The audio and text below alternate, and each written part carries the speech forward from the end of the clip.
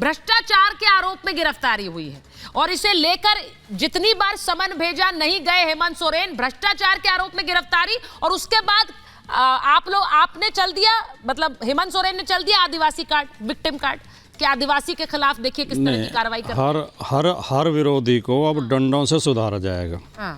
हर विरोधी को अब डंडों से सुधारा जाएगा। मोदी जी से जो भी टकराया वो मारा जाएगा। ये समझते हैं कि मोदी से उलझना खेल है, ऐसे पाजी का ठिकाना घर नहीं है, जेल है। जो मोदी जी के विरोध में होगा उसे जेल जाना पड़ेगा, सरकार छोड़नी पड़ेगी, इस्तीफा देना पड़ेगा। अभी अवधेश जी कह रहे थे कि इनके पास संख्या नहीं है बीजेपी के पास, वो सरकार नहीं बना पाएंगे। कैसे नहीं बना पाएंगे? जब चंडीगढ़ में 16 वोट होते हुए वो सरकार बना सकते हैं, 36 में से 16 होते हुए 20 उनके खिलाफ हैं, तो बना लेंगे, इसमें बना लेंगे। अब कोई नियम कानून थोड़ी बचा देश में। देखिए भाटी जी, ये वाला आरोप आप लोग लगाते हैं। नहीं, हम लगाते हैं, वो तो सारे, वो तो पब्लिक डोमेन में है साफ। तो आपको लग रहा है कि एक जो रिटर्निंग ऑफिसर है वो करता हुआ दिख रहा है, उसमें जोड़ तोड़, वो बैलेट पेपर में निशान बना रहा है। एक मुख्यमंत्री ने कुछ नहीं किया होगा, उसको ईडी ले गई, उनको गिरफ्तार कर लिया, वो क्या बिल्कुल पाक साफ रहे होंगे?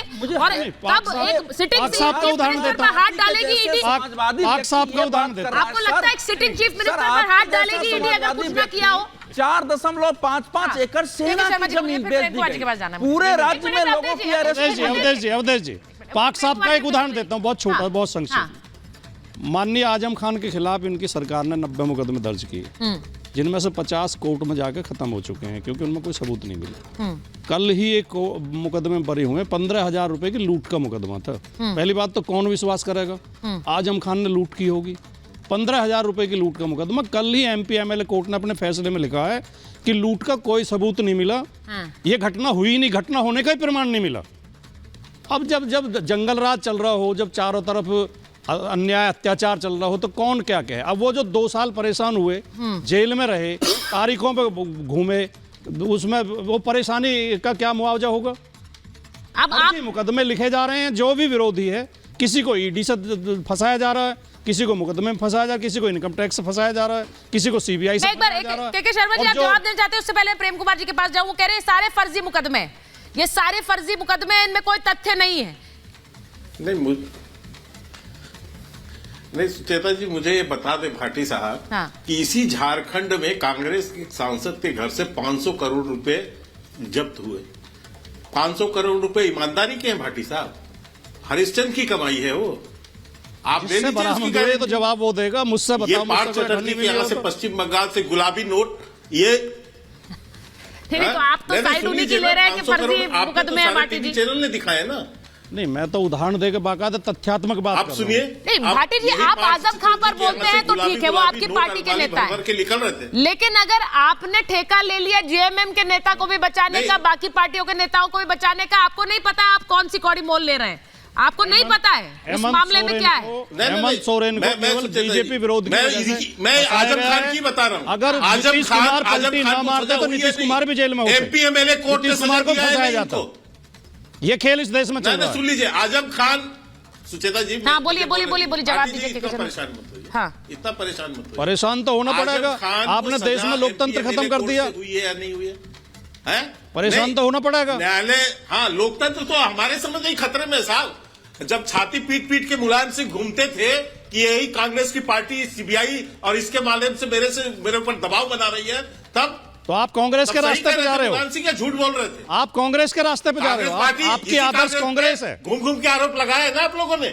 आप कांग्रेस से प्रेरणा ले रहे हो। नहीं, आपकी आदर्श है, आप कांग्रेस के रास्ते पे आदर्श है। इसी आदर्श कांग्रेस ने किया वो याद करोगे। दुबे जी को इसलिए कह रहा हूँ कि आप ये कहते थे, आप ही यही बात कहते थे ना कि ईडी और CBI जो है हमको धमकी दे रही है कांग्रेस के जमाने में। नहीं, मैंने कहते हुए मुलायम सिंह घूमते थे। और यही नहीं, आप तो, आपके आदर्श ऐसे हैं कि आपसे समर्थन लेके आप दरवाजे पे, चौखट पे सोनिया गांधी के पैर रगड़ते रह गए मुलायम सिंह, और समर्थन तक नहीं लिया, धुतकार के बाहर कर दिया था 2009 में। मैं एक बार जरा प्रेम जी के पास जा रही हूँ। प्रेम जी के पास जा रही हूँ। आज उसके आदर्श आप पैरवी करने में बैठे हैं। आप मुझे ज्ञान मत बताइए। प्रेम जी मुझे बताइए, मैंने एक सवाल पूछा। क्या जरूरत है? आप लोगों का भ्रष्टाचार, आप तो महाज्ञानी है, महापुरुष है। प्रेम जी जरा मुझे बताइए, आदिवासी कार्ड क्यों खेला जा रहा है?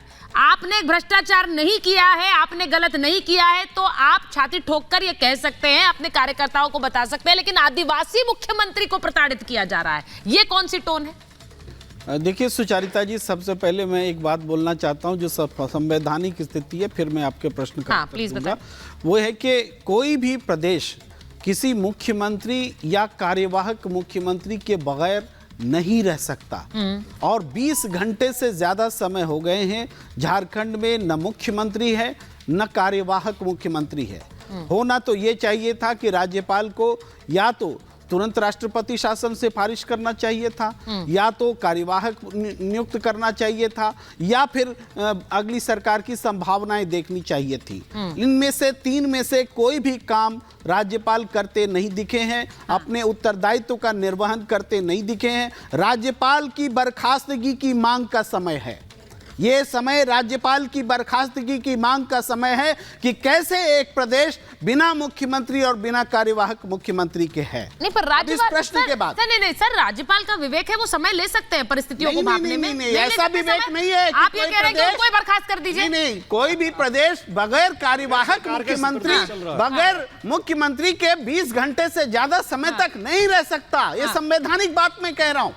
ऐसा नहीं हो सकता कि राज्यपाल की मर्जी से बिना ये कॉन्स्टिट्यूशनल क्राइसिस झारखंड के सामने है, जैसा वो बता रहे हैं। ये इसको बनाया जा रहा है भाई। ऐसा है कि इस क्राइसिस के लिए कौन जिम्मेवार? अब ये अलग बात हो गई। सुनिए आप जरा हमारी बात, इस क्राइसिस के लिए कौन जिम्मेवार है? मोदी जी। आखिर नहीं, पूरे राज्य में सुनिए, पूरे राज्य में दलाल, सुनिए ना, पूरे राज्य में दलाल, पूरे राज्य में दलाल, ऑफिसर, सरकारी कर्मचारी जमीन घोटाले में अरेस्ट हो गए। उनका सवाल ये है कि बिना मुख्यमंत्री के है राज्य। ना करा रहा है तो कौन जाकर मुख्यमंत्री बना दे? जिसको जनता ने बहुमत दिया है, अगर वो पूरे सत्ता के दलालों के साथ मिलकर, अरे सुनिए, जो जमीन बिकने लायक नहीं, अरे सुन तो लीजिए ना भाई, अब बीच में जो जमीन बिकने लायक नहीं थी, उन जमीनों के दस्तावेज में हेरा फेरी करके पूरे प्रदेश में वो जमीनें बेची गई है। उसमें कितने लोग गिरफ्तार हुए हैं, वो कितने जमीन कंफिस्केट हुए हैं। जब उसमें इनका नाम आया है, इनके लोग मिले हैं, तब इनकी अरेस्टिंग हुई है।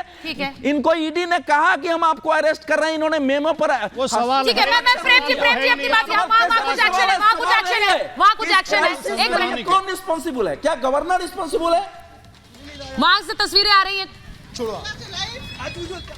वहां सर्किट हाउस की तस्वीरें आ रही हैं जहां पर विधायक ठहरे हुए हैं। इन सभी विधायकों को सर्किट हाउस में ठहराया गया है। वहां की तस्वीरें आपको दिखा रहे हैं, वहां की तस्वीरें दिखा रहे हैं। सर्किट हाउस में सारे विधायकों को रखा गया। प्रेम जी अपनी बात कंप्लीट करिए। अब ये बार बार कहा जा रहा है, मैं जरा वो वीडियो भी दिखाना चाह रही हूं। एक बार आप बात कंप्लीट करेंगे, क्योंकि जो वीडियो जो दुबे जी बात कर रहे थे वो जारी किया है, वो भी दिखाऊंगी। आपका प्रश्न था कि एसटी कार्ड क्यों खेल रहे हैं। आप देखिए कि किस तरीके से ईडी ये मामला जो जमीन के भ्रष्टाचार का है, जमीन से जुड़ा मामला है, इसमें ईडी की कोई भूमिका नहीं बनती जब तक कि मनी लॉन्ड्रिंग का मामला ना हो।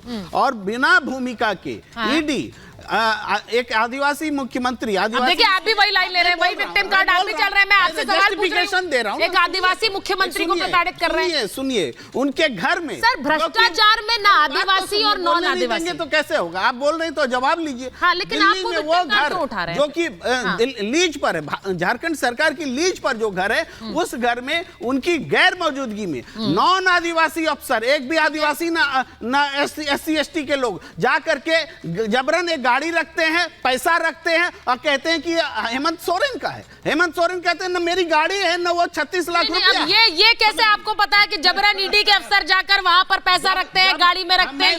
अब ये तो ज्यादा, ये तो एग्जैजरेशन हो गया प्रेम जी। नहीं, ये आपको कैसे पता है किसने जाकर पैसे रख दिए? सोरेन का बयान मेरे पास, तो उनका बयान सत्यवचन हो गया, उनका बयान सत्यवचन हो गया। अपने घर में नहीं हुआ, ठीक है नहीं हुआ, लेकिन उनका बयान सत्यवचन कैसे हो गया सर? हेमंत सोरेन के घर से गाड़ी मिली। आप ये कह रहे हैं जिस पर चोरी का आरोप लगाया उसी का बयान लीजिए। सोरेन है ही नहीं घर में। प्रेम कुमार कौन रखा उनके घर में? प्रेम कुमार जी, तरीके से एक ST को फंसाने के लिए, ये देखिए यही विक्टिम कार्ड है, यही विक्टिम कार्ड है जिसकी बात मैं कह रही हूँ।